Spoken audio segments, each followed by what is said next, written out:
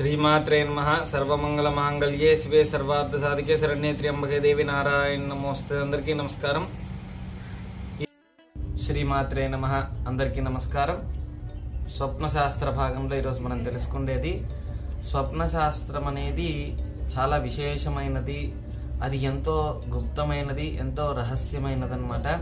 అయితే స్వప్న శాస్త్రం అనేది మనకి పనిచేస్తుంది అనేది ఎలా తెలుస్తుంది అంటే, ముందుగా పనిచేయటానికి మూల అంశం ఏంటిది అనేది కూడా తెలుసుకోవాలి. ఫస్ట్ చూసుకుంటే కనుక భూతశుద్ధిన్యాసం అని మనకి మంత్రశాస్త్ర పరంగా భూతశుద్ధిన్యాసం అనేది చేస్తారు. ఎందుకంటే మంత్రం సిద్ధించటానికి. అయితే మంత్రం సిద్ధించటానికి భూతశుద్ధిన్యాసం చేసినప్పుడు షట్చక్రాలు ఉంటాయండి. ఆ షట్చక్రాలకి ఒక్కొక్క చక్రానికి ఒక్కొక్క అధిష్టాన దేవత ఉంటుందన్నమాట. అం నుంచి అం నమః, ఆం నమః, ఈం నమః, ఈం నమః ఇలా చూసుకుంటే కనుక ఇక్కడ విశుద్ధి చక్రం అనేది ఉంటుంది.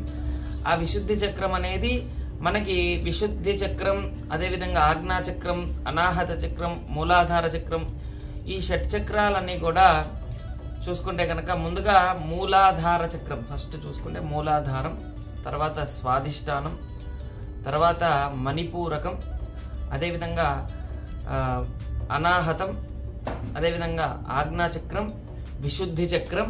ఇక్కడ విశుద్ధి చక్రం ఉంటుంది, ఆజ్ఞాచక్రం ఉంటుంది, సహస్రారం ఉంటుంది అనమాట. ఇవి షట్చక్రాలు అనమాట.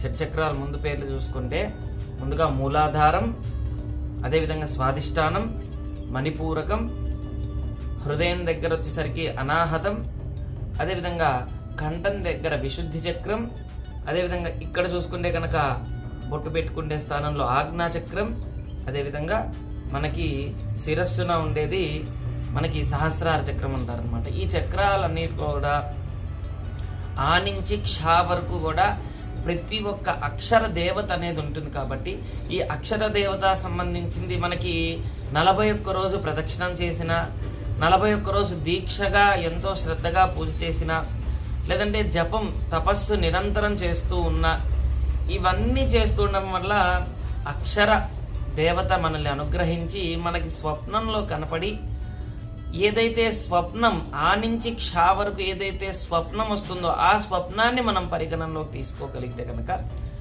సత్ఫలితాలు ఖచ్చితంగా ఉంటాయి. అయితే దానికి ఏమంటే నేను మధ్యాహ్నం పూట నిద్రపోయానండి, అప్పుడు స్వప్నం వచ్చిందండి, అదేంటండి అంటే అది ఫలించదు.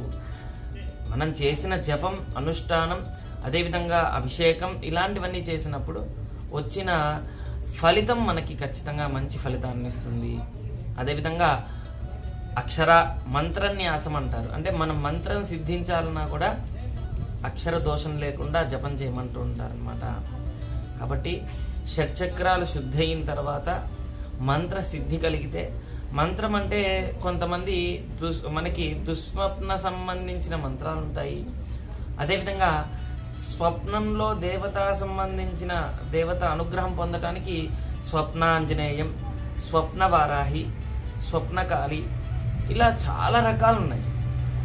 ఒక్కొక్క అమ్మవారు ఒక్కొక్క ఆంజనేయ స్వామి సంబంధించిన అవ్వచ్చు, స్వప్న దత్తాత్రేయ స్వామి, ఇవన్నీ కూడా జపం చేయడం వల్ల సిద్ధిస్తుంది. ఫస్ట్ మనం తెలుసుకోవాల్సింది జపం చేయడం వల్ల ఖచ్చితంగా సిద్ధిస్తుంది. అప్పుడు అక్షర లోపం లేకుండా చేసుకోవాలి. అదేవిధంగా ముందుగా మనకి ఆ నుంచి క్ష వరకు కూడా ప్రతి ఒక్క అక్షర ద్వారా మనకి సంకేతం కలుగుతుంది. అంటే మనకి ప్రతిరోజు కళ వచ్చేది కాకుండా నిద్రపోయినప్పుడు కనుక అమ్మ, ఆవు, అదేవిధంగా ఆముదము ఇలా ఆ సంబంధించిన అక్షరాలు ఏదైనా సరే మనకి స్వప్నంలో కనపడితే సత్ఫలితాలు శీఘ్రంగా లభిస్తాయి అని అర్థం అన్నమాట. ఎగ్జాంపుల్ ముందుగా చూసుకుంటే ఆ నుంచి క్ష వరకు అన్నాం కదా. అమ్మ గనక కల్లో కనపడింది అనుకోండి, అదే పార్వతీదేవి అయినా సరే, అమ్మవారైనా సరే, ఇంట్లో ఉన్న అమ్మ అయినా సరే కనపడి మనకి అన్ని విధాలుగా ప్రశాంతతగా కనపడితే గనక అన్నిట్లో కూడా విజయం సాధిస్తాము అని అర్థం. అన్నిట్లో ప్రేమ కలుగుతుంది. ఎందుకంటే తల్లిని మించిన ప్రేమ ఈ ప్రపంచంలో ఎక్కడ దొరకదు. కనుక ఆ తల్లి ప్రేమ దొరుకుతుంది అని అర్థం అన్నమాట. అదేవిధంగా ఆవు కనపడినా అదే అర్థం. అమ్మ, ఆవు. ఆవు కనపడినా అలాంటి విశేషమైన ఫలితం వస్తుందన్నమాట.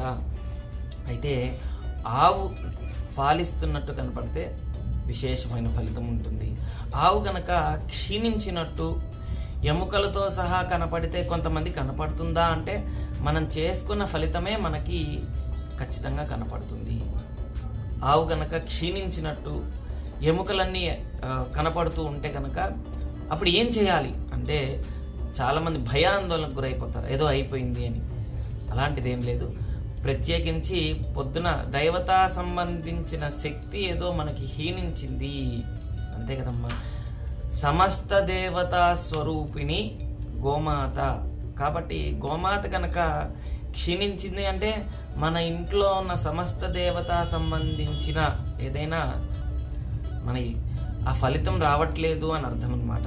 కాబట్టి భగవంతుడి యొక్క ఆరాధన చేయడం చాలా ముఖ్యం, భగవంతుడి అనుగ్రహం పొందడం ముఖ్యం. ఇలా చాలా విశేషమైన ఫలితం ఉంటుందన్నమాట. అమ్మ, ఆవు, ఇంకా ఇలాంటివి ఏదైనా ఆ సంబంధించిన వస్తే గనక ప్రత్యేకించి మనం కొన్ని వీడియోస్లో ఆ సంబంధించిన ఆ అక్షరానికి సంబంధించిందే తెలుసుకుందాం. అయితే చెప్పాను కదండి, ఇది నేను ఈరోజు నిద్రపోయానండి కల వచ్చిందంటే కుదరదు. జపం చేసి ప్రదక్షిణాలు చేసి అదేవిధంగా భగవంతుణ్ణి ఎక్కువగా ఆరాధించిన వాళ్ళకి ఈ షట్చక్రాలు అనేది యాక్టివేషన్ అవుతాయి. ఈ యాక్టివేషన్ అయినప్పుడు ఆ స్వప్నంలో భగవంతుడు మనకు వచ్చి మనకి భగవంతుడు కనపడడం చాలా కష్టం. అయితే ఆ ప్రత్యేకంగా ప్రత్యామ్నాయంగా ఈ స్వప్నాలు వస్తూ ఉంటాయి. అమ్మ, ఆవు, ఆముదము ఇలా వస్తూ ఉంటాయి అన్నమాట. కాబట్టి మీకు ఏదైనా స్వప్నం అంటే అమ్మ కనపడడం అంటే అమ్మ బొమ్మలా కనపడడం కాదండి. మనకు అమ్మ అన్నం పెడుతున్నట్టో, మనం అమ్మకి అన్నం పెడుతున్నట్టో, లేదంటే మనం ఎక్కడికైనా వెళ్తుంటే అమ్మ ఎదురు వచ్చినట్టో, లేదంటే అమ్మ నవ్వుతూ మనకు కనపడినట్టో, ఇలాంటివన్నీ మంచి ఫలితాన్ని ఇస్తాయి. అమ్మ కనుక బాధపడుతున్నట్టు కల వస్తే కనుక దానికి ప్రతిరోజు కూడా దుర్గా అమ్మవారి ఆరాధన చేస్తే మంచి ఫలితం ఉంటుంది. దుస్వప్న మంత్రం ఓం శ్రీ దుస్వప్న నాశిన్యై నమః ఈ మంత్రాన్ని జపం చేయడం వల్ల కూడా అమ్మవారి అనుగ్రహం పొందుతాము. అమ్మవారి ఆశీస్సులు పొంది ఖచ్చితంగా కూడా అందరికీ కూడా విజయం సాధిస్తాము. అదేవిధంగా ఆవు క్షీణించినట్టుంటే కనుక ఆవు పాలు తీసుకొని స్వామివారికి సోమవారం స్వామివారికి ఆవు పాలు సమర్పించి భక్తి శ్రద్ధలతో స్వామివారిని వేడుకుంటే కనుక ఇంట్లో ఉన్న ఇష్టదేవత, కులదేవత, గృహదేవత అనుగ్రహం అందరూ పొందొచ్చు. అందరికీ కూడా మంచి విజయం సాధించచ్చు అనమాట. అదేవిధంగా మీకు ఏదైతే స్వప్నంలో వస్తుందో కామెంట్ రూపంలో చెప్పండి, నేను ఖచ్చితంగా కూడా దానికి వివరణ ఇవ్వగలుగుతాను. శ్రీమాత్రే నమః, శ్రీ దత్తాత్రేయ నమః. నచ్చింది కదండి.